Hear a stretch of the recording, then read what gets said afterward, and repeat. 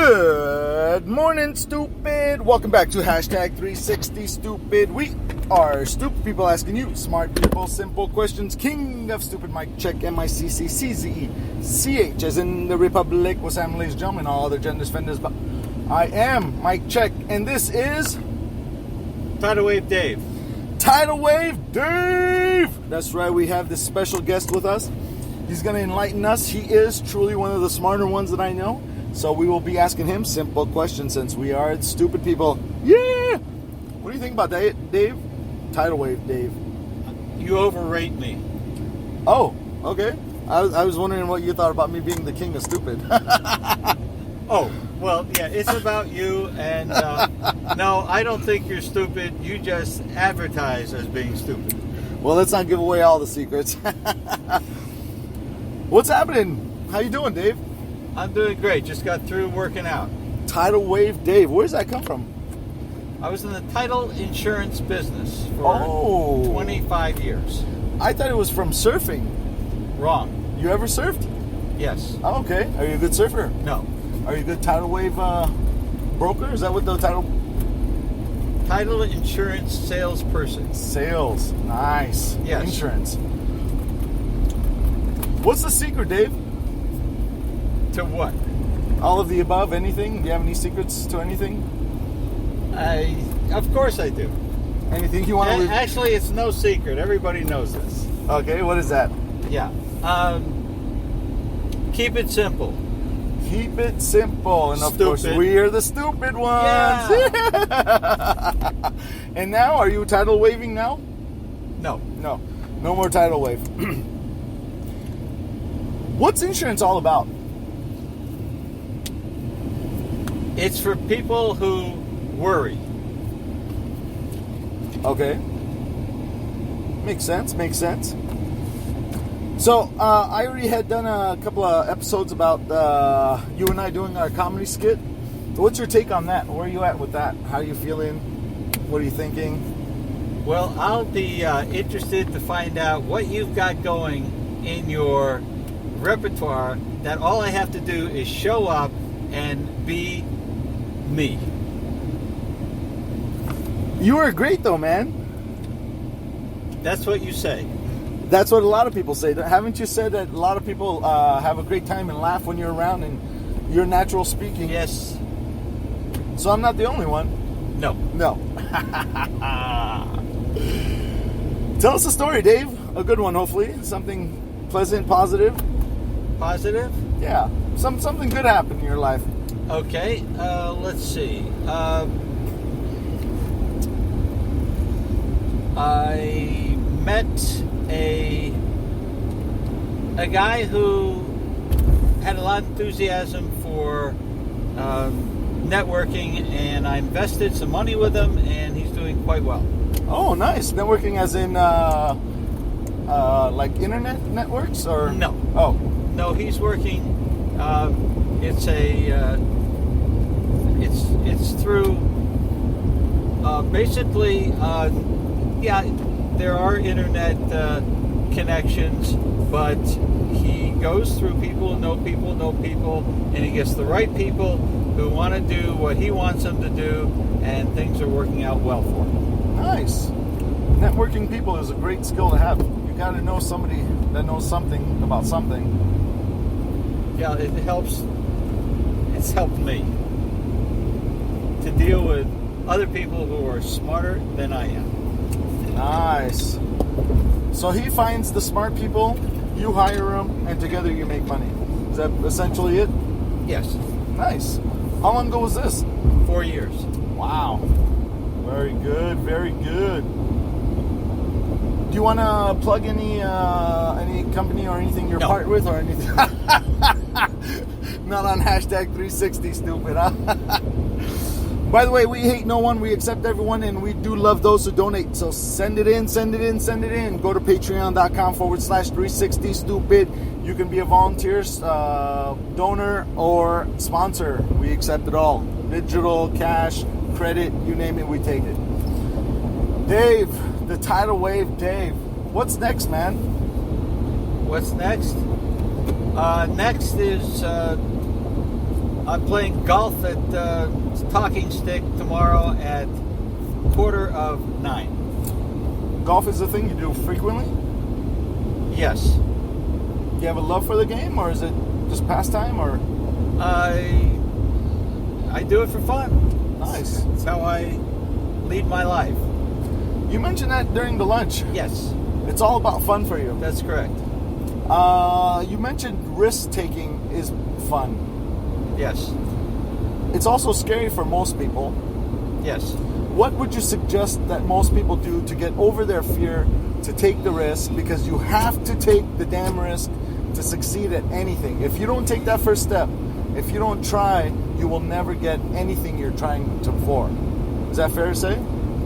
Yes, and that question I'll leave to a smarter person because, in my experience,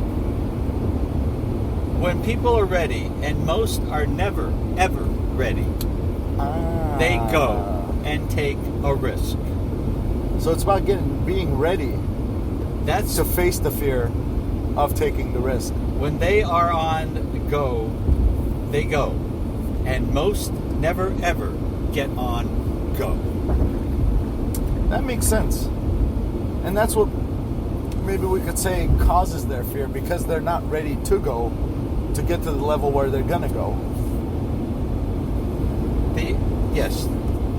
In my experience, the only time they're ready is when it's way past due for them to get on the ball and do something. They have to go to not to the last hour, the last second, to do something, to take a risk and do anything.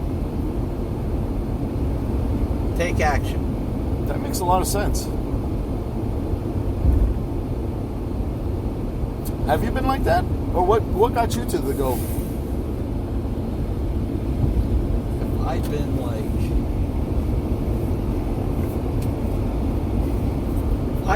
I have been... I would not consider myself my entire life a risk taker. But I can't assess myself as well as other people who know me, because I'll say, well, I am not this, and they said, oh, yes, you are. You are more whatever I think I am. So it could be very well that I have been a risk taker my life,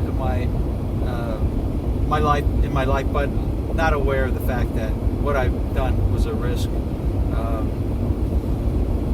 And I'm thinking, for example, traveling the world. People think that's really risky. I don't. I call it fun. Likewise, I agree with that. But a lot of people are deadly terrified of leaving their own country. Yes. Most Americans, would you say? Yes. So fear is keeping us from success, which is all based on taking the risk. Right, and actually, I looked it up, and it's fear.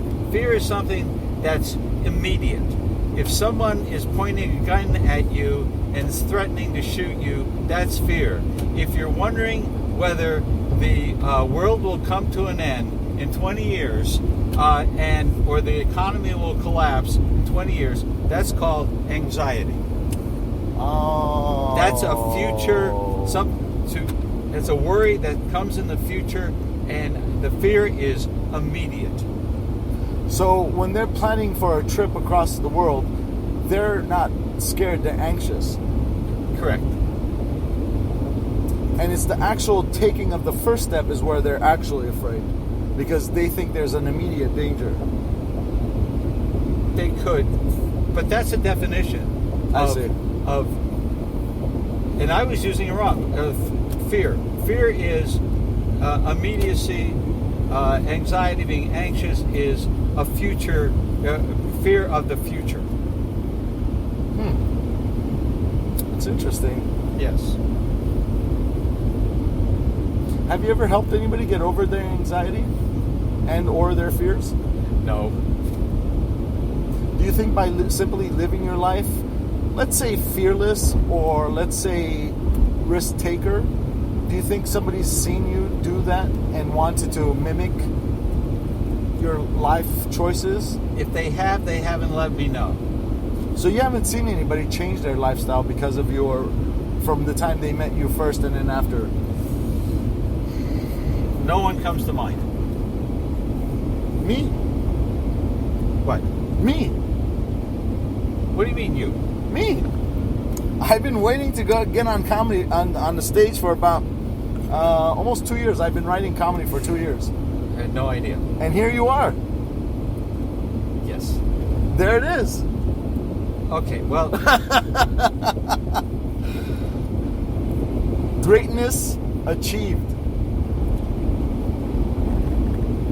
You know, I think a lot of people see people like us who do things that we find perfectly natural and, you know, like you said, traveling, just pick up and go anywhere. I think they see us and they envy us, but because of us, they see that we've come back, nothing happened, no limbs missing, and I think they end up taking that risk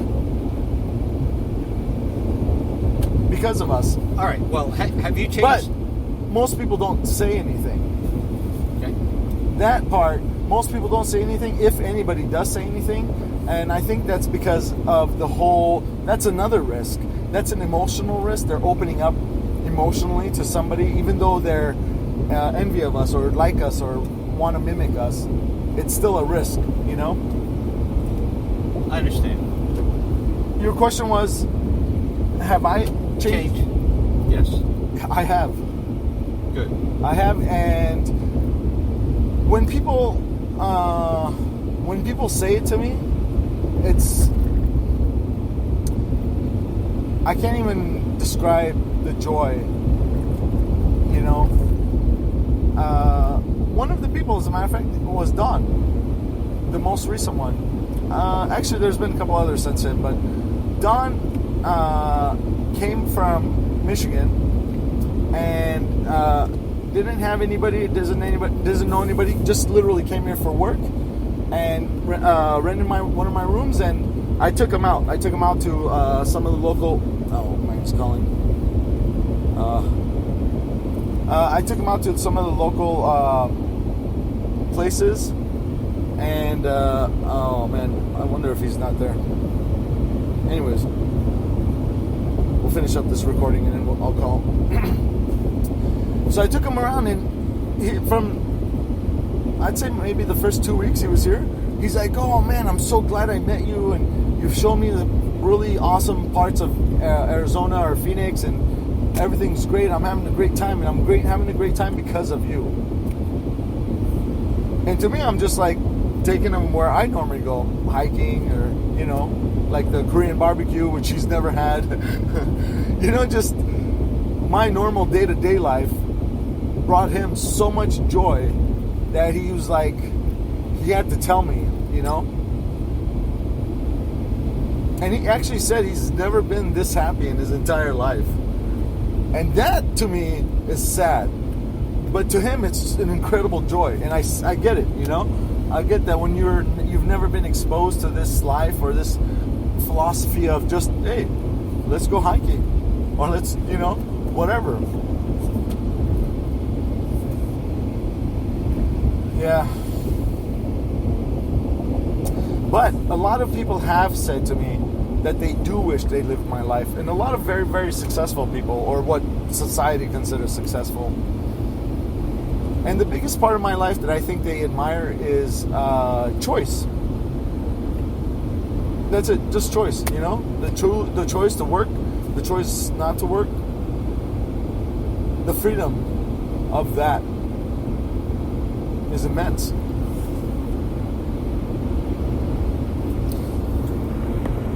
Ladies and gentlemen, in 1 second, I'm going to pause.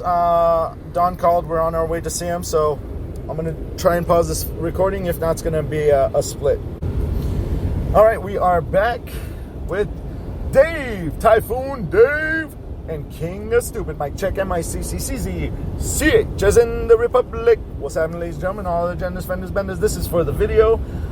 We got a split because we had to make a call really quick. Dave. Oh, you want me to call him or something, or? Doesn't need to be done right now. All right. Dave, share some wisdom, man. Take the risk. Make the moves. Face your fears. What about with romance? Isn't that enough? Oh, that's fantastic. Okay, romance? Yeah. Let's dig into romance. What suggestions do you have for romance? Same thing. Take a risk. Oh, man. I don't know about that one. Take a risk, huh? Okay. Get to know them. Well, yeah, you get, but Like, don't jump into it. Don't rush it. when I meant take a risk, I mean actually, if you're a guy, go ask a girl out. Go ask a woman out. Gotcha. Take action. Take a risk. And women? Do you think women should approach men?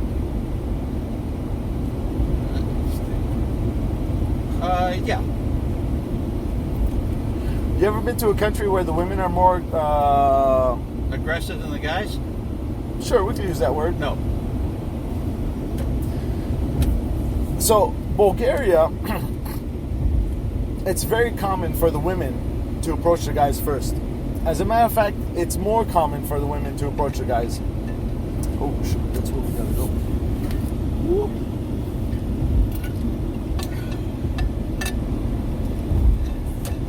And I said this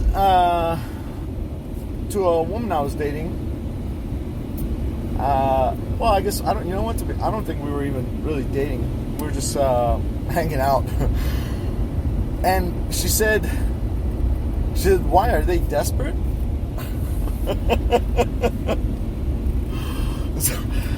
So I started laughing. You know, I thought that was funny, but in a very, you know, I want to say sad, but maybe inappropriate. I consider myself a feminist. So, for me, if a guy is to approach a woman, then the woman should be able to approach a guy. She saw that as a form of weakness, out of being desperate, that a woman would go to a guy. So I asked her, I said, "Have you ever approached a man?" She goes, "No, I'm not desperate."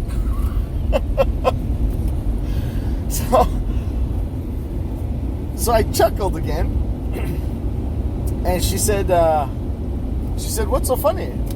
I said, "Well, you just insulted an entire culture of women, right? I mean, that's what it sounded like to me." And as a matter of fact, it was at the Korean barbecue place. So, you know, I just answered her question, and then I went back to eating, and then she started crying. She's like, "How dare you say I would insult women?" I was like, and then I explained to her, you just said, you know, the entire country of the Bulgarian country, you're calling the women desperate instead of strong or something more complimentary, which in my opinion, I respect that. Fuck, I would love it to fucking go to a place and just have the women come to me, or I go to them, you know, not some fucking crazy ass rule. So she goes, "You just insulted me." I said, "Sorry, I didn't mean to insult you." I mean, she was ready to dodge out. I mean, she was like, she slid to the edge of the booth. She's ready to get out. Like, she's tearing like this. I just broke her just by saying that she insulted women. She was a doctor, so doctors are fucking loonies.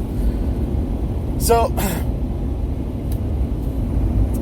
something like that. You know, something like that confuses me. It's sad that women have to wait for a man to approach them. So I like what you said. I like that you said, you know, you should take the risk. Go out there. Just ask her. Talk to her. Just say something and start the conversation. And that definitely applies to women, in my opinion.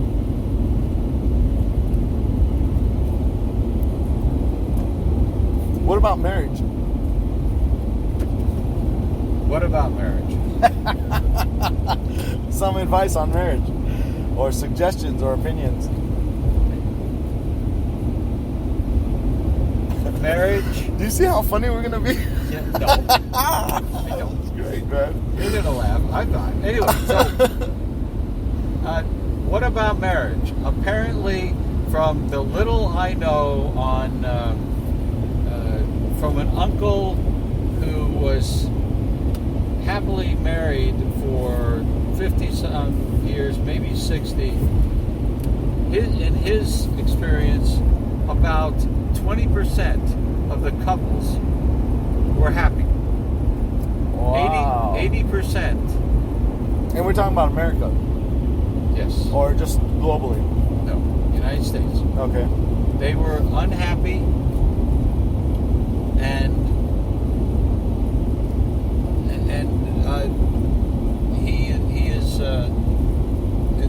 he's met many couples, had experience with many people, and that was his best guess as how many people in marriage were happy. And based on that, you got a 20% chance of being happy. Now, this doesn't mean staying married. This means actually being happy in the marriage. Correct. Do you think unhappy married people should stay together? No. Why is that? Why? Because life is short, and my philosophy is have fun. If you're not having fun, don't do it. You can't have fun in unhappy marriage? If you're unhappy, how can you have fun if you're unhappy?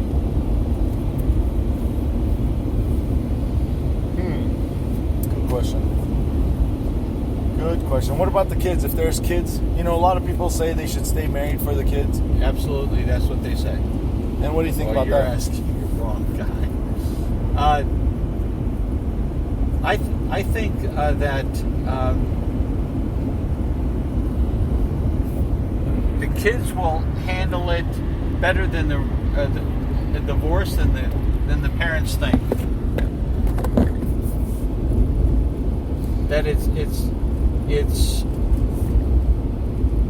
the kids are way more adaptive than the parents are, and they will handle separation. Some people say kids need both parents in the home, and that's why they stay married. Not necessarily because of the divorce part, but they believe that the kids should have mother and father in the home.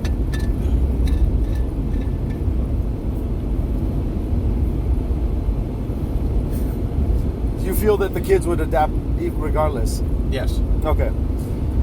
My opinion on that is if you're unhappy and you're in an unhealthy relationship, then maintaining that unhealthy relationship for the children is actually causing greater harm to the children. I agree. You want to talk money? It's your show. Yeah, buddy. Money. That's my favorite topic, yo. Money. What do you know about money? It's good to have. Amen, brother. And it's bad when you don't. What does money do for us? What does money have? What has money done for you? Money has given me freedom to do what I want. Choices. That's what money does. Brings us choices. What's a lot of money in your opinion? A lot of money is $100 million. Woo wee. What would you do if you had $100 million?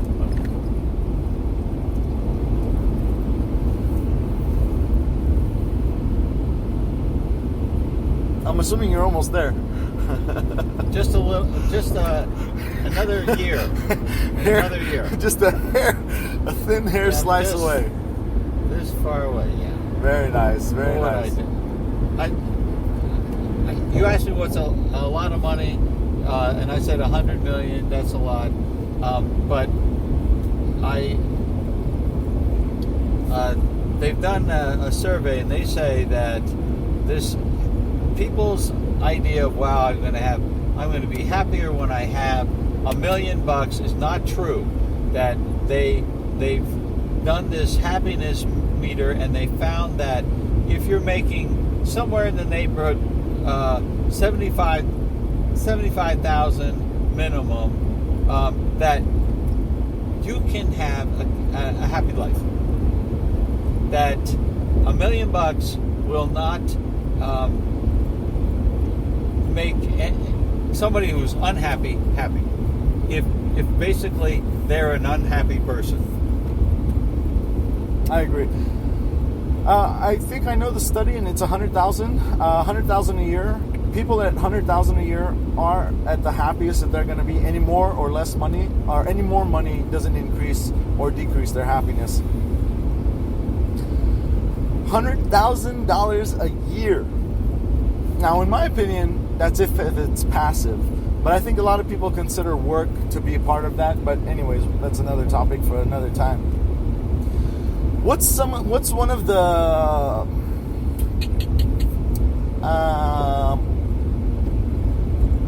what's a good way to say this? What's one of the times that you've spent money on something where you just spoiled yourself, or you just wanted to do it, but absolutely in no way necessary, and you could have not done this had you had no money? You understand the question? No. So, for example,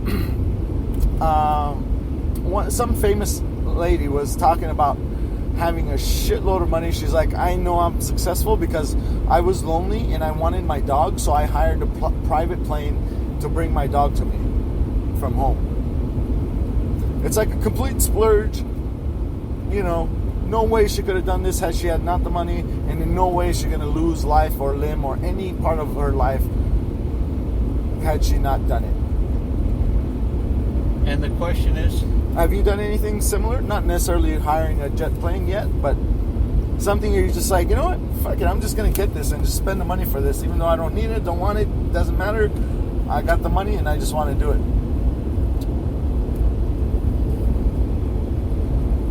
yeah, I spent it on traveling. Like luxury traveling or just traveling in general? It was luxury, fairly. Yeah, I had a business class flight to Bangkok. Oh, nice. And I didn't have to have a business class, but I enjoyed being in that part of the plane, and it made the flight more endurable. Nice. How long was that flight? 24 hours. Jesus. From the East Coast? That's with layover. Oh, There's okay. a layover in Seattle, I think 3 hours. And Narita was Japan. It was, I can't remember. Anyway, Yeah, it was a while ago, huh? Yeah, Nice, man. from Denver. Okay. So you've been in Colorado for a while, huh? Yes. What brought you to Arizona? Weather. And now that you're here in the summer, Yeah. you're looking to escape the heat. Well, yeah, it's nice, but I don't complain. I have fun with people who complain about the weather. Yeah. The most talked about thing in the world. Is it? It's my guess. I don't know if we got this on the recording or not, but you said we already mentioned it. The risk taking was one of the top regrets of people over 100 years old. Is that right? Something Yes. like that. I read an article on hospice workers doing the top 10 regrets of people in their deathbed. Oh. What other regrets do you think might be on that list? What do I think? Yeah. I think that. Or if you remember any. Either or. Well, it all involves risks. For whatever it was. There's some element of risk in what they did not take in their regrets. The risk of not opening up, telling somebody they love them, that's a risk. They take.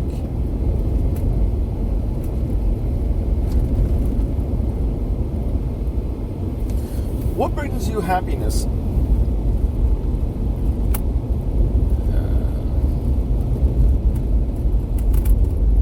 What brings me happiness is having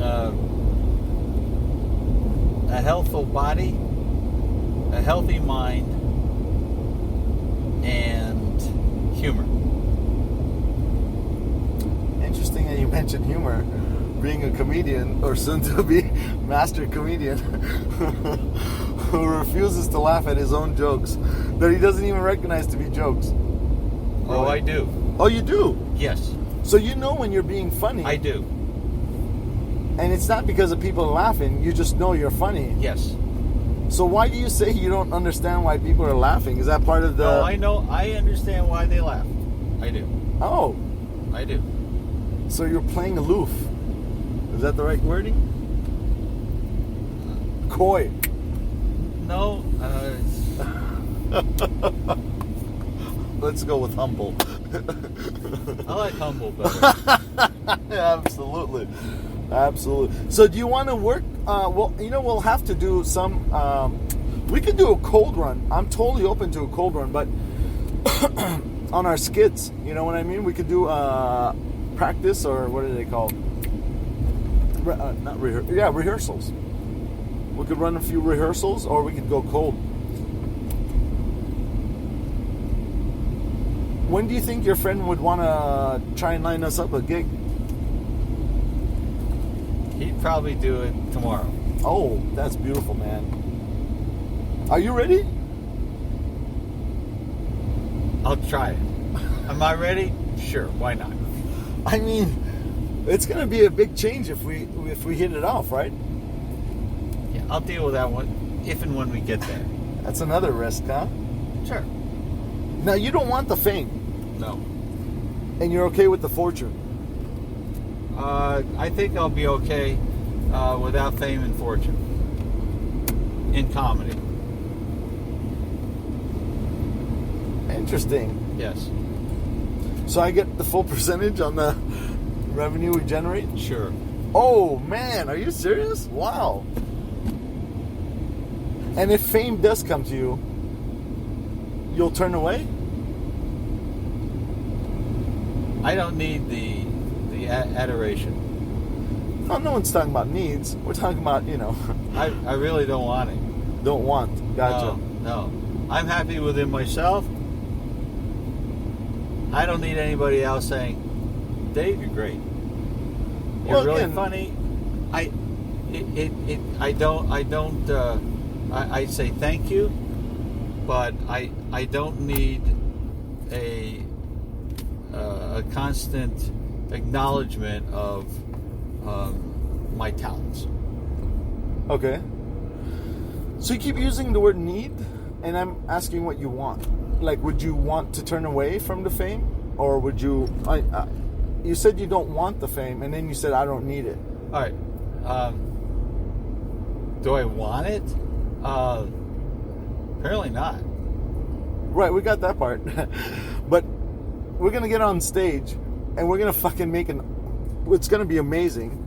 So people are gonna want to know us and want to know who we are and what we are and blah blah blah. It's gonna bring on the fame. Well, yeah, and I'll deal with it when and if that happens. Okay. Huh. Sounds good, man. Sounds good. Do you think we're gonna make a hit? Do you think it's gonna be good?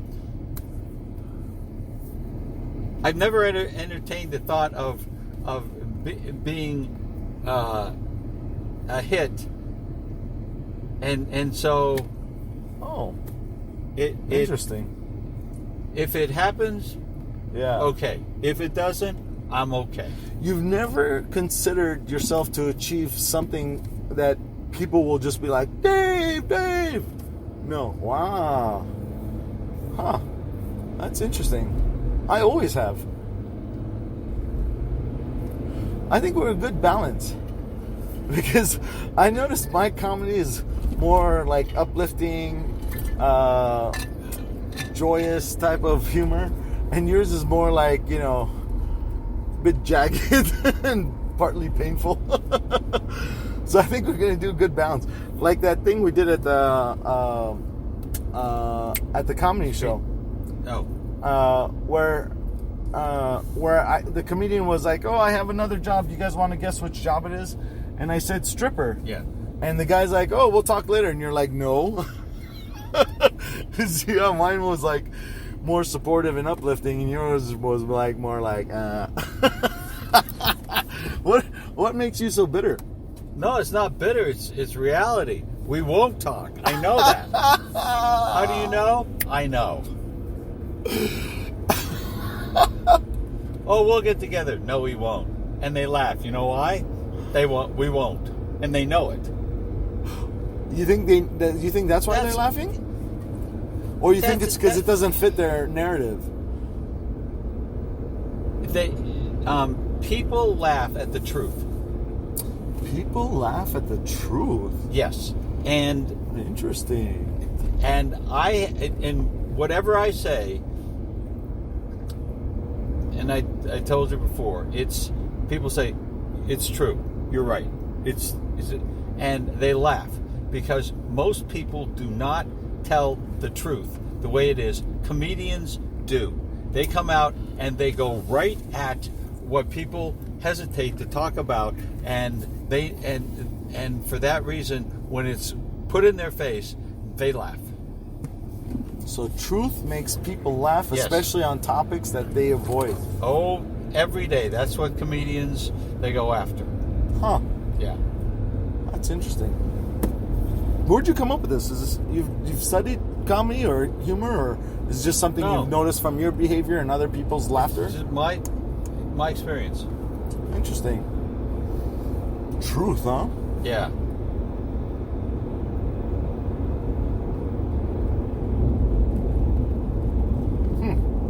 I like that. So you call it edgy or painful? You mentioned pain in oh yeah, and I call it truth. And most people avoid pain, and comedians go right into pain. In fact, they lead painful lives. That's why I don't think I'm qualified to be a comedian, because these guys are effed up and they have a painful life, and they find humor. They're smart people. They find humor in pain. Yes. So you know comedians? And there's no there's no coincidence that most comedians are either Catholic or Jewish.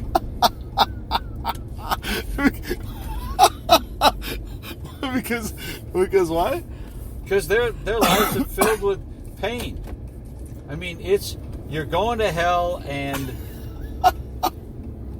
life is miserable, and they're guilt-ridden, and they suffer a lot, and they from this they draw their humor.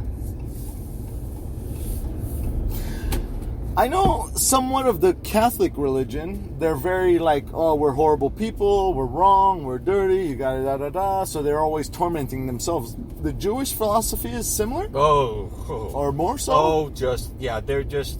They're paranoid. I mean, Hitler is coming, and he's coming soon, and people are out to get them, and they suffer because people are after them. Oh. Well, I mean, in America, there was the Nazis that were marching that our president supported and protected. So, are they kind of right? Oh, they see, they align themselves with people who are the oppressed. The Jewish people. Jewish people. Absolutely. Any oppressed people, they're behind them because they too have been oppressed, and they are empathetic towards any other ethnicity that has been oppressed and suffered. They are big proponents, big supporters of this, and they. So, like the black people in America from the police? They're paranoid that it's going to happen, and yeah, and we're going to become a police state, and they're going to lock people up, and it's going to be miserable. Talk about being anxious. There's one right there, but yeah, wherever you want. Yeah. So, yeah, they are. Oh, whew.